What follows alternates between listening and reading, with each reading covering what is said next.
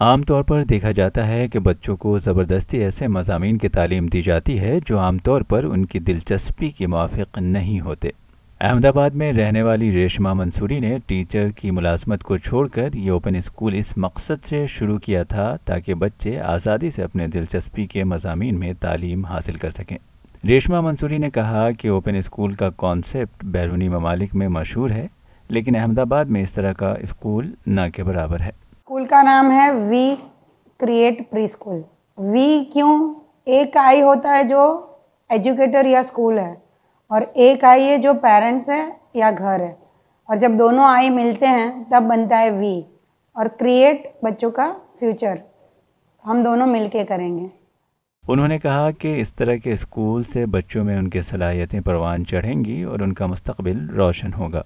उनकी मेहनत मैं आपको बताऊं, 100% नहीं, उससे भी ज़्यादा मेहनत वो कर रही है कि ये कॉन्सेप्ट लोगों के दिमाग तक पहुंच जाए और लोग ये कॉन्सेप्ट जितना हो सके इतना अपनाए, तो आने वाले समय में बच्चों के लिए बहुत फ़ायदा हो सकता है। ईटीवी भारत के लिए अहमदाबाद से रोशन आरा की रिपोर्ट।